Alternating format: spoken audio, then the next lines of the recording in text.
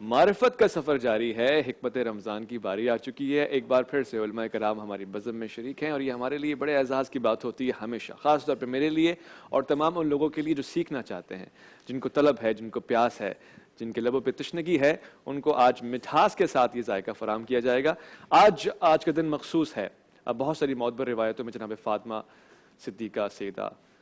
راضیہ مرضیہ سلام اللہ علیہ کا ذکر آیا ہے کہ آج ان کا وصال بھی ہے۔ اس حوالے سے ہم نے اس دن کو مخصوص رکھا ہے کہ جتنا ہو سکے آپ کے حوالے سے فہم حاصل کریں، آپ کے حوالے سے معلومات حاصل کریں۔ ہمارے لیے یہ کسی مدرس ڈے سے کم نہیں ہے، اور خدا نے اتنے اشراف سے ہمیں نوازا ہے کہ ہمارے لیے ہر وہ دن جہاں پہ ذکر آتا ہے جناب سیدہ کا، جناب سیدہ خدیجہ کا، یہ سب دن ہمارے لیے مدرس ڈے ہیں۔ اسلام نے ہمیں ایک ایک درجے پہ ماؤں کے ساتھ شفقت اور ماؤں کی شفقت حاصل کرنے کا طریقہ اور سلیقہ سکھایا ہے۔ خواتین و حضرات، ایک حدیث شریف میں آتا ہے کہ حضور اکرم صلی اللہ علیہ وآلہ وسلم نے فرمایا کہ جو ماہ رمضان ہے یہ تمہارے گناہوں کو مٹا دیتا ہے اور تمہاری نیکیوں کو درجات عطا کرتا ہے، تمہارے درجات بلند کر دیتا ہے۔ تو کیوں نہ نیکیاں زیادہ سے زیادہ کریں اور گناہوں سے پرہیز کریں، عمل بالمعروف والنہی عن المنکر، یہی تو ہمیں سبق دیتا ہے۔ علماء کرام ہماری بزم میں شریک ہیں آج، اور علامہ رضا داؤدانی صاحب ہمارے پاس بیٹھے ہوئے ہیں۔ السلام علیکم۔ وعلیکم السلام ورحمۃ ماشاء اللہ اللہ، آپ کی بڑی وبرکاتہ۔ شفقت ہے، سحر میں بھی ہمارے ساتھ ہوتے ہیں اور پھر آج افطار کے وقت بھی ہیں،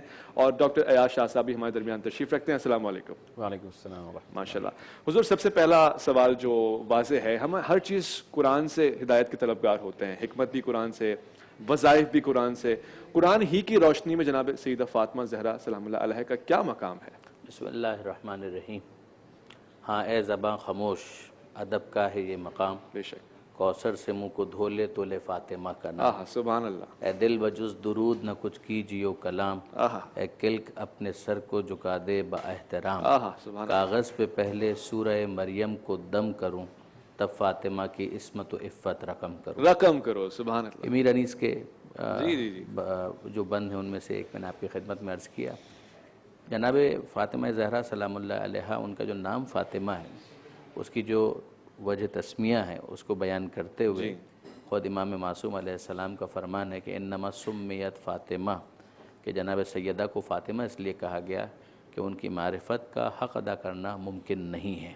ہر کوئی اپنے ظرف کے مطابق جناب سیدہ کی معرفت حاصل کر سکتا ہے، مگر یہ بی وہ ہیں کہ جن کی معرفت کا حق ادا نہیں کیا جا سکتا۔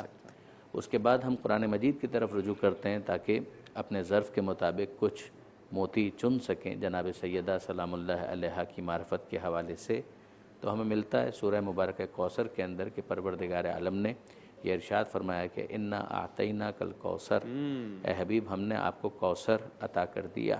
اور اس کا ایک اہم ترین مصداق اگر متعین نہ بھی ہو، جو اختلافات تفاسیر کے اندر ہیں، امام فخر الدین رازی نے کوثر کا ایک اہم ترین مصداق جناب سیدہ کو شمار کیا، اولاد پیغمبر کو شمار کیا،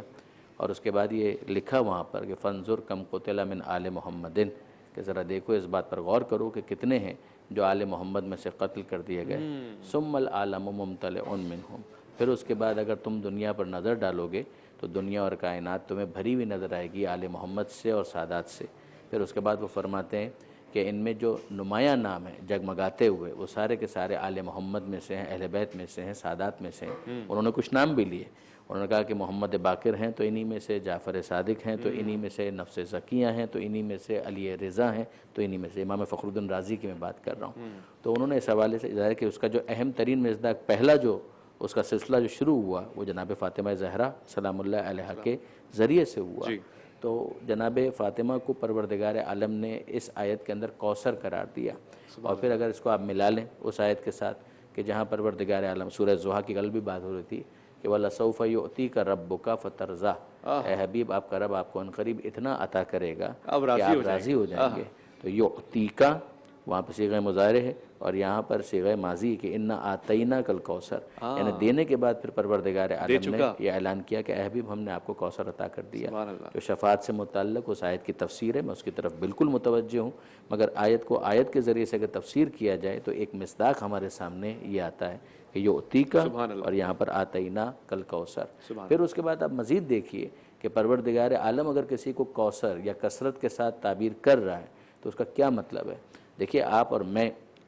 کسی چیز کو اگر کثیر یا قلیل کہیں گے، یہ ریلیٹیو ٹرمز ہیں نا، نسبی ہیں۔ کون سی چیز کثیر ہے کون سی چیز قلیل ہے، ہو سکتا ہے کہ ایک عام غریب انسان ہے اس کے لیے 500 روپے بھی کثیر ہوں، جی اور ایک ارب پتی انسان ہے اس کے لیے 500 روپے کچھ بھی نہیں ہوں گے، وہ قلیل ہوں گے۔ تو عین ممکن ہے کہ ایک شخص ہے بھوک سے مر رہا ہے تو اس کے لیے 5 روپے کی ایک روٹی ہے، وہ بھی اگر 5 روپے کی روٹی مل جائے تو 5 روپے کی روٹی جو ہے وہ بھی اس کے لیے کثیر ہے۔ صحیح۔ لیکن یہ ہے کہ ایک وہ شخص کہ جو متمول ہے وہ اس کو اتنا کنسیڈر نہیں کرے گا، تو یہ انسانوں کے اعتبار سے ہوتا ہے کہ قلیل اور کثیر دیکھا جاتا ہے۔ مگر اگر پروردگار کسی کو کوثر کہہ رہا ہے تو وہ کیا کثرت ہوگی کہ جب ہم قرآن مجید کے اندر دیکھتے ہیں کہ پروردگار عالم دنیا کی تمام متاع کے لیے یہ لفظ استعمال کرتا ہے کہ قل، اے حبیب ان سے کہہ دیجئے، متاع الدنیا قلیل، کہ دنیا کی متاع جن کو ہم گن نہیں سکتے اسی کے بارے میں پروردگار نے کہا کہ لاہبا و لہبا ان تعدوا نعمت اللہ لا تحصوها، جی کہ اگر تم گننا چاہو اللہ کی نعمتوں کو گن نہیں سکتے تو ہمارے لیے وہ کثیر ہے۔ مگر خدا کہہ رہا ہے متاع الدنیا قلیل، دنیا کی نعمتیں قلیل ہیں۔ وہ جو خدا کی نظر میں قلیل ہے ہم گن نہیں سکتے، وہ اگر کسی کو کہے کہ انا اعطیناک الکوثر، اے حبیب ہم نے آپ کو قلیل نہیں دیا ہے، ہم نے آپ کو کثیر دیا ہے۔ یہ بھی دیکھنے والی بات ہے کہ 18 یا 28 برس کی جناب سیدہ کی سلام اللہ علیہ کی مختصر زندگی ہے، اور پروردگار عالم کہتا ہے کوثر۔ یہ شب قدر کے ذریعے سے سمجھ میں آتی ہے بات کہ چند گھنٹوں کی رات ہوتی ہے اور پروردگار کہتا ہے وما ادراک ما لیلۃ القدر، تمہیں کیا معلوم کہ لیلۃ القدر کیا ہے؟ لیلۃ القدر خیر من الف شہر، 1000 مہینے مل کر اس کا مقابلہ نہیں کر سکتے۔ جس طرح سے 1000 مہینے مل کر اس ایک رات کا مقابلہ نہیں کر سکتے، اسی طرح سے جناب سیدہ کی یہ مختصر زندگی اتنی بابرکت ہے کہ تمام زندگیاں مل کر بھی شاید اس کا مقابلہ نہیں کر سکتے۔ بہت خوبصورت مثال آپ نے دی، کہاں لیلۃ القدر اور کہاں آپ کا مقام۔ اور بالکل ایسی مختصر زندگی ہے عائشہ صاحب، 18 سے 23 سال کی زندگی میں اتنا بڑا نمونہ حیات، خاص طور پہ ہماری آج کی خواتین کے لیے، کیسے دیکھتے ہیں؟ بسم اللہ الرحمن الرحیم۔ حضرت سیدہ کے مقام کا اندازہ آپ صلی اللہ علیہ وسلم کے اس حدیث سے لگایا جا سکتا ہے کہ آپ صلی اللہ تعالیٰ علیہ وسلم نے فرمایا فاطمہ تو بضعۃ منی، کہ فاطمہ میرے جگر کا ٹکڑا ہے، من اغضبها فقد اغضبنی، جس نے اس کو ناراض کیا یقیناً اس نے مجھ کو ناراض کیا۔ تو آپ صلی اللہ علیہ وسلم نے اپنی رضا اور اپنی ناراضگی فاطمہ رضی اللہ عنہ سے ریلیٹ کر لی تھی۔ حضرت حذیفہ رضی اللہ عنہ فرماتے ہیں کہ آپ صلی اللہ تعالیٰ علیہ وسلم نے ایک مرتبہ فرمایا کہ میرے پاس ایک فرشتہ اترا آسمان سے جو اس سے پہلے کبھی نہیں اترا تھا، اور آ کر اس نے مجھے یہ خوشخبری دی کہ سید فاطمہ رضی اللہ تعالیٰ عنہ جنت کی عورتوں کی سردار ہیں، اور حضرت حسن اور حضرت حسین رضی اللہ تعالیٰ عنہما جنت کے نوجوانوں کے سردار ہیں۔ تو جن کے بارے میں دنیا میں یہ خوشخبری سنا دی گئی، ان کے کیا ہی کہنے۔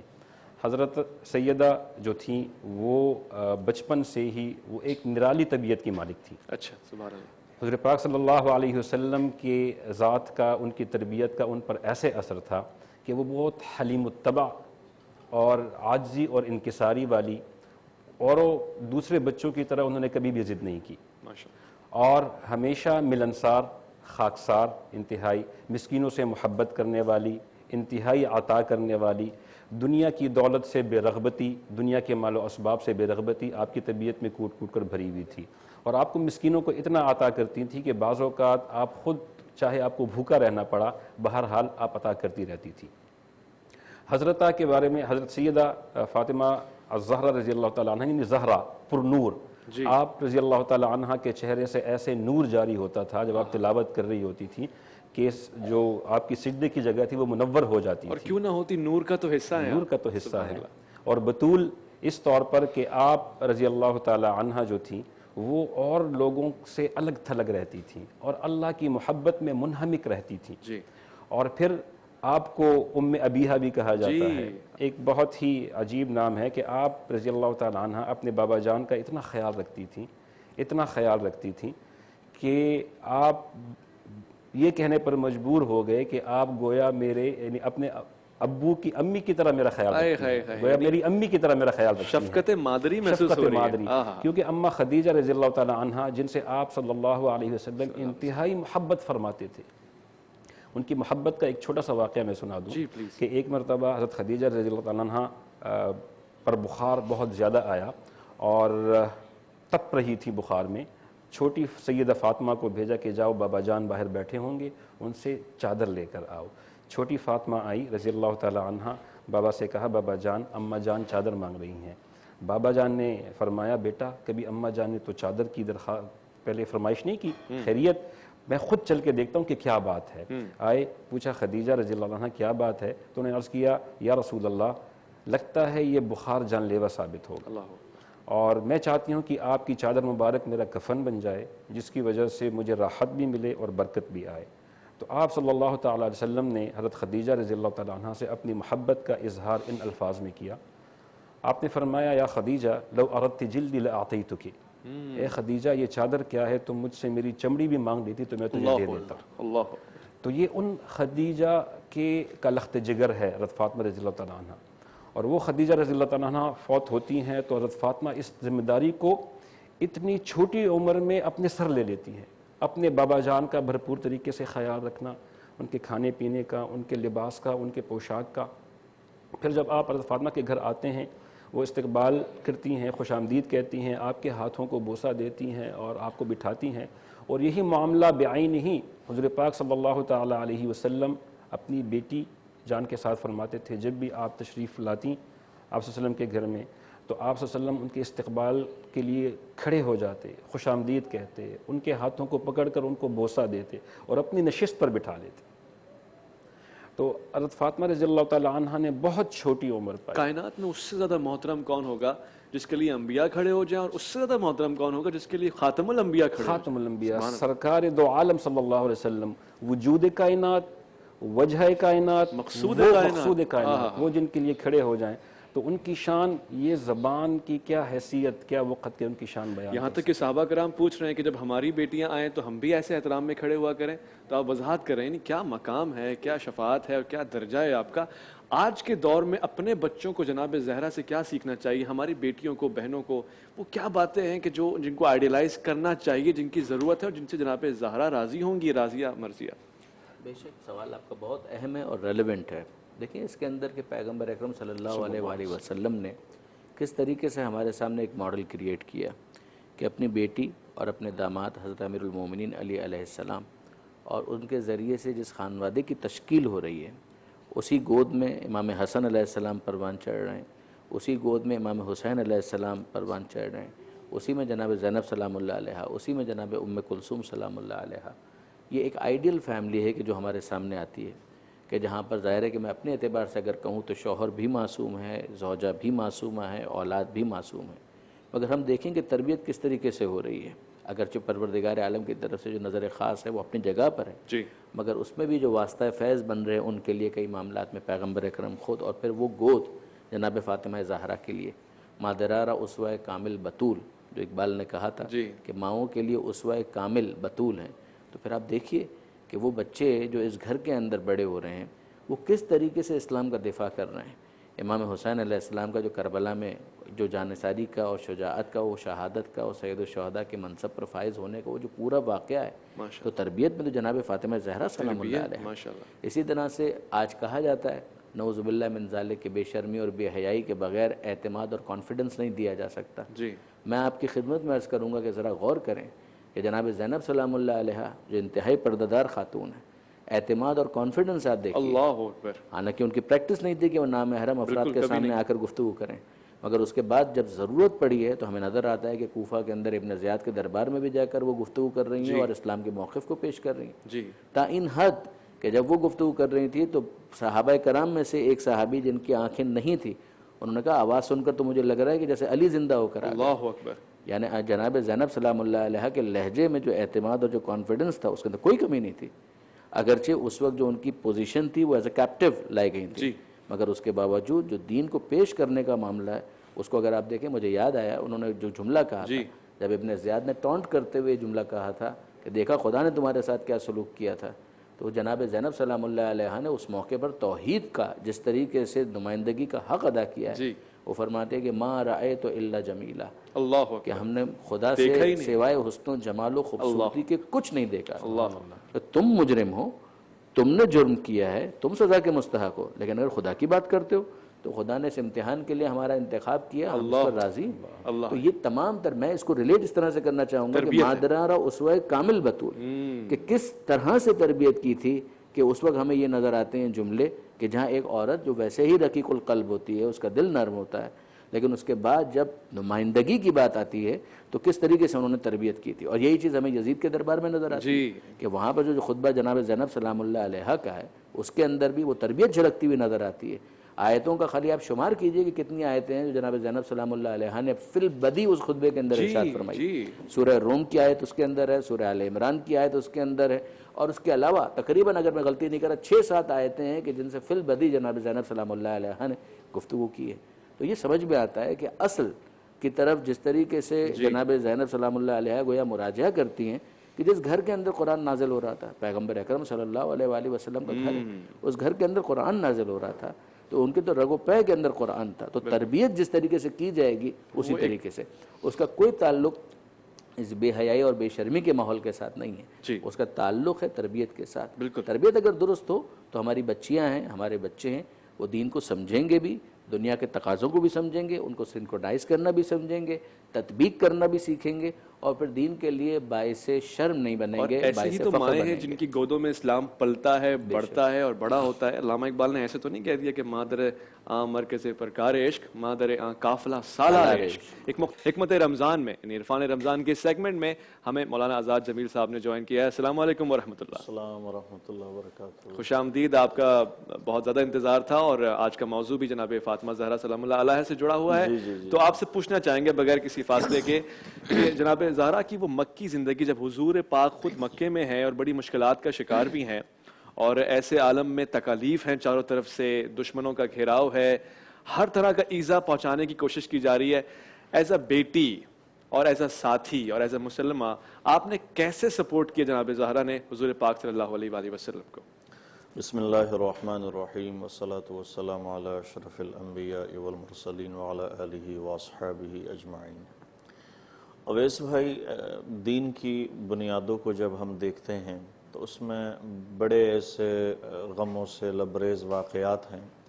جن میں بیٹیوں کا بھی کردار ہے, ماؤں کا بھی کردار ہے, اور والدین کا بھی کردار ہے. تو حضرت زہرا چونکہ ان کی زندگی کو اگر آپ دیکھیں بچپن ہی سے, تو ایک غموں کے سائے کے تلے یہ زندگی پروان چڑھی,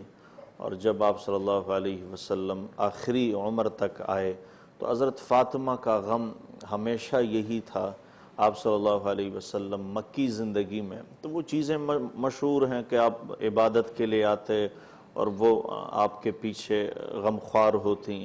تاکہ کوئی آپ کو ایذا نہ پہنچائے, کوئی آپ کو پریشان نہ کرے, کوئی آپ کو تکلیف نہ پہنچائے. اور پھر ایک دفعہ کا واقعہ ہے کہ جیسے کہ وہ حضرت فاطمہ راستے سے آ رہی تھی تو ابو جہل نے شاید کچھ ان کو ڈانٹا, تو اتنی دیر میں وہ جب گھر آئی تو وہ رو رہی تھیں. تو اللہ کے نبی صلی اللہ علیہ وسلم حضرت فاطمہ کے رونے کو دیکھ کے روئے. کہا بیٹا کیا ہوا؟ کہا ابو جہل نے اس طرح مجھے کچھ سختی میرے اوپر کی اور کوئی ڈانٹا, کوئی ایسے. تو آپ صلی اللہ علیہ وسلم نے فرمایا تم ابو سفیان کے پاس جاؤ اور ان سے کہو کہ آپ قبیلے کے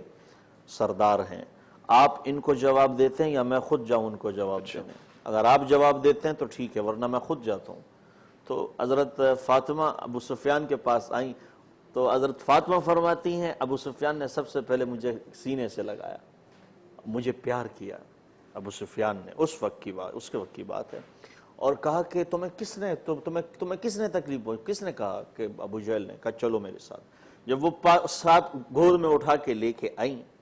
جب سامنے ابو جہل کے کہا کہ یہ بچی اور تم نے کیا کہا ان کو؟ کہا نہیں میں نے تو کچھ نہیں کہا, میں نے تو ایسے ہی. تو ابو سفیان بچی حضرت فاطمہ سے کہہ رہے ہیں بیٹا ان کو اگر تھپڑ مارنا ہے تو ماریں, ان کو کچھ کہنا ہے تو کہیں. کہا نہیں, ابا نے کہا تھا کہ میں نے معاف کیا ہے, ابا نے معاف کیا تو میں بھی معاف کرتی ہوں. تو یہ تو لخت جگر ہے, اور آپ صلی اللہ علیہ وسلم کی زندگی سے حضرت فاطمہ کا بہت بڑا حصہ جڑا ہوا ہے. حضرت فاطمہ سے بڑا حصہ جڑا ہوا ہے. جب آپ ان کے گھر آتے ہیں اور حضرت فاطمہ بیمار ہیں, عمران بن حسین, سوات سے حسین ہیں, وہ ان کے ساتھ ہیں, اور پھر وہ گھر پہ دستک دیتے ہیں اور حضرت فاطمہ گھر پہ ہوتی ہیں. تو کہا یا رسول اللہ تشریف لائیں. کہا آپ کے ساتھ ہے تو کوئی نہیں. کہا عمران بن حسین میرے ساتھ ہیں. کہا اتنی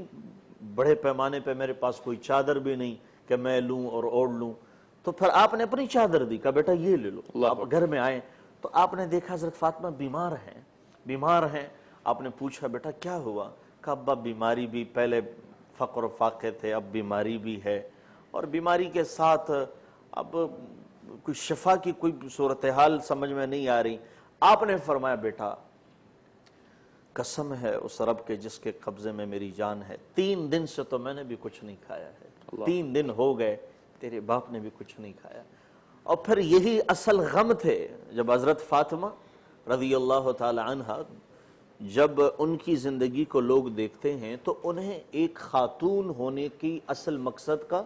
ایک جو نقشہ ہے سامنے نظر آتا ہے. اگر خاتون سے حضرت فاطمہ کی زندگی ہٹ جاتی ہے تو وہ خاتون نہیں رہتی, تو خاتون نہ رہی تو ماں کیسے رہی, جب خاتون نہ رہی تو وہ بہن کیسے رہی, جب وہ خاتون نہیں رہتی تو وہ بیٹی کیسے ہوگی, پھر وہ بیوی کیسے بنے گی. تو خاتون جنت اسی لیے کہا جاتا ہے کہ ان کی زندگی, ان کی مشابہت اگر کوئی لے لے تو یہ کامیابی کا پیمانہ ہے. تو یہ ساری زندگی چونکہ آپ کے ساتھ جڑی ہوئی, اور آپ صلی اللہ علیہ وسلم نے حضرت فاطمہ کی جیسے تربیت فرمائی, آپ نے کیسے تربیت, ایسے نہیں, بیٹی کو عزت دینا, بیٹی کو عزت دی ہے, بیٹی کو عزت دی. اس سے قبل عیاشہ صاحب بھی یہ بیان فرما رہے تھے کہ جب وہ آتی تھی تو کھڑے ہو جایا کرتے تھے. یہ کوئی معمولی بات نہیں ہے. اس زمانے میں یہ کہنا ہائے میری بیٹی اور آج کے زمانے میں کہنا بہت فرق ہے. آج ہر آدمی کہہ رہا ہے ہائے میری بیٹی, اس زمانے میں کوئی نہیں کہہ سکتا تھا. اس وقت تو بیٹیاں زندہ دفن کر دی جاتی تھی. اس وقت کوئی نہیں کہا, اس وقت یہ کلمہ جہاد تھا, ہائے میری بیٹی. اس وقت تو ہر کوئی کہے گا, اس وقت تو راستے کھلے ہوئے ہیں, علماء اس پہ متفق ہیں, مسلم اس پہ متفق ہیں, غیر مسلم ان پہ متفق ہیں, لیکن اس وقت زمانہ کچھ اور تھا. تو اس وقت دین پہ چلنا, اور پھر اس طریقے سے جس طرح حضرت فاطمہ اور ان کا گھر اور ان کی زندگی چلی تھی, اس طرح تو کوئی تصور میں بھی نہیں لا سکتا. تو اویس بھائی, میں یہ چھوٹی سی چیز عرض کرنا چاہتا ہوں کہ وہ تو وہ خاندان تھا کہ جن کا اس وقت اس دور میں یہ سوچا جائے کہ وہ فاطمہ وہ حیا کا پیکر, وہ پیکر حیا, وہ فاطمہ, تو وہ تو نبی صلی اللہ علیہ وسلم کے جگر, وہ ہم سب کی ماں ہے, وہ ہم سب کی ماں ہے. اور وہ فاطمہ ہیں جن کے لیے اللہ نے قرآن میں آپ دیکھیں واقعات موجود ہیں, اور پھر اللہ کے نبی کی اپنی زندگی, جب آپ رخصت ہو رہے ہیں, اینڈ میں آپ کے پاس آنا, جب آپ پہلے مدینہ میں آتے تھے لشکر کے ساتھ, سب سے پہلے فاطمہ کے پاس آنا, اور جب آپ دنیا سے جا رہے ہیں آپ سب سے پہلے ان کو بلا رہے ہیں, کان میں کچھ کہہ رہے ہیں, اور کہہ رہے ہیں بیٹا. یہ بڑی خاص بات آپ نے فرمائی ہے. علیہ پہ بات چل رہی تھی, حضور کے گھر میں جناب زہرا دسترخوان لگاتی ہوں گی یا کام کاج دیگر جو خواتین کی ذمہ داریاں ہوتی ہیں وہ کیسے انجام دیتی تھی؟ کیا اس کے لیے بہت ساری کنیزیں ہوتی تھیں یا خود سے؟ اللہ رے فاطمہ کی بزرگی زہ شرف, بابا ملا تو فخر رسولان ما سلف, شوہر ملا امیر عرب اور شہ نجف, اللہ نے حسین و حسن سے دیے خلف, دونوں امام خلق کے حاجت روا ہوئے, اللہ سبحان اللہ, مشکل کشا کے بیٹے بھی مشکل کشا ہوئے. اس گھرانے کے اندر جیسا کہ میں نے پہلے بھی گزارش کی تھی, ایک آئیڈیل سچویشن اس اعتبار سے تھی کہ نمونہ عمل ہونے کے اعتبار سے, ورنہ تو ظاہر ہے کہ غموں کا سارا سلسلہ تھا.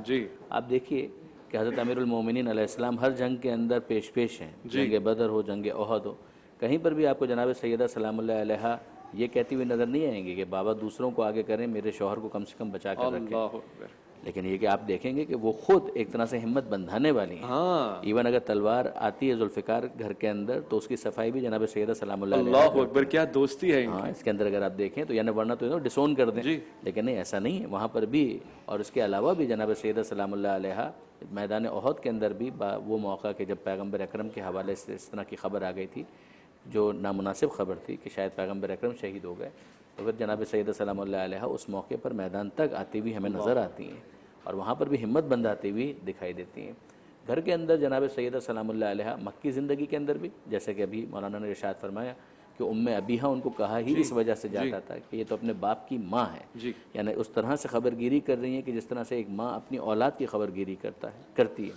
تو پھر یہاں پر ہم دیکھتے ہیں مکی زندگی کے اندر بھی انہوں نے تمام معاملات کو دیکھا, لک آفٹر کیا, اور پھر جب مدنی زندگی ہے اس میں جب شادی ہو جاتی ہے بیاہ کے بعد, خود حضرت امیر کے زندگی کے اندر ان کا ایک بہت بڑا رول ہے. یہاں تک کہ حضرت امیر المومنین کا جملہ ہے مولا علی کا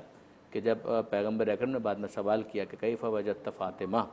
کہ علی آپ نے زہرا کو کیسا پایا, تو اگر آپ دیکھیں تو یہ سوال جو ہے اس کے ذریعے سے پیغمبر اکرم کچھ ایکسپیکٹ کر رہے ہیں کہ کوئی جواب حاصل ہوگا، اور مولا علی نے جو جواب دیا وہ بڑا عجیب ہے۔ مولا فرماتے ہیں کہ نعم العون للعبادہ، کہ اللہ کے رسول فاطمہ زہرا سلام اللہ علیہا کو میں نے عبادت کے لیے بہترین مددگار پایا۔ تو اگر یہ ایک پوری یعنی جو کمپوزیشن ہے اس کو اگر آپ دیکھیں تو اس کے اندر گھر کے جو دیگر کام ہیں ان سب کو جناب سیدہ سلام اللہ علیہ نے مینج کیا ہے۔ ہاتھوں میں گٹے پڑ گئے، چکی پیستے پیستے، پانی اٹھاتے اٹھاتے اور پانی بھرتے بھرتے، اور اس کے بعد تمام تر چیزیں، لیکن گھر داری اور گھر کو مینج کرنا، وہ جو حدیث ہمارے سامنے آتی ہے کہ جہاد المرأۃ حسن التبعل، کہ عورت کا جہاد یہ ہے، اس کو جہاد کا ثواب ملے گا اگر وہ بہترین گھرداری کا انتظام کرے۔ یعنی میدان میں جانے کا موقع ہر روز نہیں آتا، وہ تو کبھی کبھی آئے گا۔ جنگ احد بھی ہر روز نہیں ہوئی ہے، بدر بھی ہر روز نہیں ہوئی، مگر ایک خاتون یہ ثواب جو میدان میں جا کر ایک مجاہد فی سبیل اللہ حاصل کرتا ہے، وہ ثواب ایک خاتون اپنے گھر کو صحیح طریقے سے مینج کر کے اس ثواب کی حقدار بن سکتی ہے۔ عملی طور پر یہ چیز ہمیں جناب سیدہ سلام اللہ علیہ کے گھر میں نظر آتی ہے کہ حسن علیہ السلام پیدا ہو رہے ہیں، امام حسین علیہ السلام پیدا ہو رہے ہیں، 4 بچے ہیں، اور اس کے بعد 5ویں فرزند کے حوالے سے بھی جو بات ہے وہ میں اس کو بھی تفصیل کے اندر نہیں جاؤں گا، لیکن بہرحال ان تمام تر معاملات کے اندر گھر کو مینج کرنا it was not a joke, ایک بہت بڑا کام تھا جو جناب سیدہ نے کر کے دکھلایا، اور پھر اس کے نتیجے میں امیر المومنین باہر کے کاموں کو صحیح طریقے سے انجام دے پا رہے ہیں۔ وہ جو آپ جملہ سنتے ہیں کہ کامیاب انسان کے پیچھے خاتون کا ہاتھ ہوتا ہے، تو واقعاً یہاں پر بھی ایسا ہے کہ باہر کے کام انجام نہیں پا سکتے تھے اگر مکی زندگی میں پیغمبر اکرم کو جناب سیدہ کی پشت پناہی حاصل نہ ہوتی، اور مدنی زندگی کے اندر امیر المومنین کو جناب سیدہ کا ساتھ نہ میسر ہوتا۔ خاتون جنت اتنی عالمین میں عورتیں آئی ہیں، مگر آپ ہی کا مقام خاتون جنت؟ حضرت سیدہ کا مقام میں نے آپ کو عرض کیا کہ آپ صلی اللہ علیہ وسلم کے اسوے کے اندر ڈھلی ہوئی تھی۔ جی، حضرت سیدہ کی چال ڈھال، آپ کی بول چال، آپ کے عادات و اطوار، آپ کے اخلاق، تمام حضور پاک صلی اللہ تعالی علیہ وسلم کی اسوہ کا نمونہ تھے۔ اس لیے اما عائشہ رضی اللہ عنہا فرماتی ہیں کہ میں نے کسی کو حضور صلی اللہ علیہ وسلم کے اسوے سے اتنے قریب تر نہیں دیکھا جتنا فاطمہ کا اسوہ تھا، ظاہری بھی اور باطنی بھی۔ تو اس وجہ سے حضور صلی اللہ علیہ وسلم خود جنت کی ضمانت ہیں، آپ صلی اللہ علیہ وسلم خود جنت کی تخلیق کی وجہ ہیں۔ تو جو آپ کے اسوے کے جتنا قریب ہوگا وہ اتنا ہی حقدار ہوگا خاتون جنت کہلانے کا۔ تو حضور صلی اللہ علیہ وسلم کی جو بیٹی تھی وہ ام ابیحہ، جیسے حضرت نے بھی علامہ نے فرمایا کہ کس وجہ سے، ایک ام ابیحہ ان کو اس وجہ سے بھی کہا جاتا تھا کہ فاطمہ بنت اسد جو تھی وہ ابو طالب کی بیگم تھی، اور علی رضی اللہ عنہ کی والدہ تھیں، اور آپ صلی اللہ علیہ وسلم کی پرورش انہی کے ہاتھوں میں پھر ہوئی تھی۔ تو گویا ان کے نام کی وجہ سے ہی فاطمہ کا نام فاطمہ رکھا گیا، اور آپ صلی اللہ علیہ وسلم فرماتے تھے کہ میں جب فاطمہ اپنے جگر کے گوشے کو دیکھتا ہوں تو مجھے اپنی اماں یاد آ جاتی ہیں جنہوں نے میری پرورش کی تھی، تو اس لیے ان کو ام ابیحہ بھی کہا جاتا ہے۔ بہت سے واسطے ہیں، بہت سے سلسلے ہیں جو کہ زہرا سے ملتے ہیں۔ بس میری دعا یہ ہے کہ اللہ پاک ہماری اس وقت کی خواتین کو، جو انہوں نے سارے جہانوں کے طریقہ کار کو اسٹڈی کر لیا ہے، ہمیں اپنے آئیڈیلز جو ہیروئنز ہم نے بنائی ہوئے ہیں، ہالی ووڈ کے ہیں، بالی ووڈ کے ہیں، ان کی ہر چیز کا پتہ ہے، ان کی خوشبوؤں کا بھی پتہ ہے، ان کی پسند ناپسند کا، ان کے کھانے کی پسند کا، ان کے لائف سٹائل کا، ہر چیز کا پتہ ہے، لیکن ان حضرات کو ہم نے ناراضگی اور ان کی رضا کا بھی پتہ ہے، نہیں پتہ تو ان کا نہیں پتہ، جن سے راضیہ مرضیہ کے جملے ہیں، القابات، کیا خوبصورت بات آپ نے کی ہے۔ ان کو ہمیں اپنا آئیڈیل بنانا چاہیے۔ جناب سیدہ سے جس کو نسبت ہے، جو اولاد ہیں، سادات ہیں، کیا یہ طریقہ نہیں ہے کہ آج اگر جناب سیدہ زہرا ہمارے سامنے نہیں ہے اور ہم ان کی تعظیم نہیں کر سکتے، ان کی تعظیم جن کی تعظیم رسول اللہ کھڑے ہو کے کر رہے ہیں، تو ان کی اولاد، ان کے سادات، ان کے بچے جو سید و سادات لوگ ہیں، کیا یہ ممکن ہے ان کی تعظیم کی جائے، ان کو کرامت سے نوازا جائے اور ان کی تعدیب کی جائے؟ یہ بھی ایک خاص پہلو ہے ہمارے معاشرے میں، رسپیکٹ کا ہونا چاہیے، ایسا یا نہیں؟ تو بالکل ظاہر ہے آپ کی اولاد کی، چونکہ آپ نے فرمایا ہر انسان کی نسل چلتی ہے بیٹوں سے، میری نسل چلے گی میری بیٹی سے، یعنی آپ نے ایک مقام یوں کر کے بتایا کہ بیٹوں سے نسل چلتی ہے، لیکن آپ نے فرمایا میری نسل میری بیٹی سے چلے گی۔ سبحان اللہ۔ تو پھر یہ اہل بیت ہیں، اور پھر آل رسول، جیسے ان کو والدہ ملی، جیسے میں نے پہلے عرض کیا، تو اسی کے مطابق پھر بچوں نے، اب وہ مکہ مدینہ میں ہوتے اور وہیں پہ ظاہر ہے ان کو ساری چیزیں اللہ نے دی تھی، اور ساری چیزوں کو اللہ تعالیٰ نے ان کے سامنے رکھا تھا، اور پھر اللہ کے نبی نے خود دعا ان کے لیے مانگی تھی، اللہم رزق آل محمد اوتا، اے اللہ میرے آل کا رزق تھوڑا کر دے۔ اللہ اکبر، یہ کوئی اپنے گھر والوں کے لیے کہہ سکتا ہے؟ واقعی یہ آپ مانگ، اللہم رزق آل محمد اوتا، ہم سب تو رزق کے لیے مانگ رہے اے ہیں۔ اللہ میرے آل کا رزق، کیوں؟ امت جو فقر فاقے پہلے آل رسول نے کاٹے ہیں، بعد میں امت کی طرف آئی ہیں۔ امت کے پاس تو بہت تھوڑی آئیں جو آل رسول سے بچی، چونکہ جب جیسی تربیت حضرت فاطمہ نے کی تو پھر بچے ویسے ہی قربان دین پہ ہو گئے، بے شک، ویسے ہی انہوں نے کہا کہ سر داد و نجاد آدم، ہم سر بھی دیں گے، جان بھی دیں گے، جہان بھی لوٹائیں گے، ہم اپنے مقصد سے پیچھا نہیں۔ پھر تو اسی لیے بچے ایسے ہوئے جب حضرت امام علی مقام کے چھوٹے بچے عبداللہ کو بھی تیر لگا، ابن الموقت کا جو تیر تھا بڑا نشان ہے سیدھا یہیں پہ، وہ گردن سے پار، تو انہوں نے اپنے بچے کا خون یوں ہتھیلیوں میں اٹھا کے آسمان کی طرف یوں، یا اللہ اگر تو اس پہ راضی ہے تو حسین بھی تجھ سے راضی ہے۔ پھر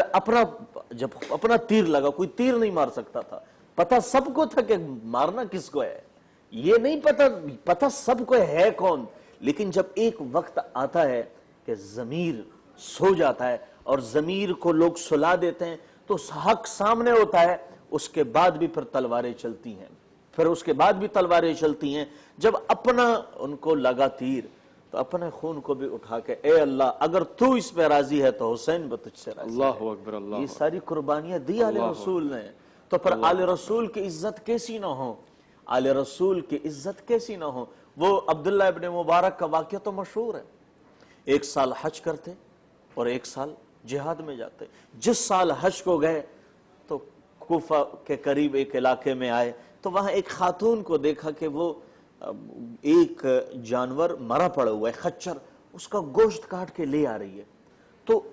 حضرت ان کے پیچھے پیچھے ہو گئے کہ یہ مردار گوشت کہاں لے کے جا رہی ہے۔ جب گھر کے اندر گئے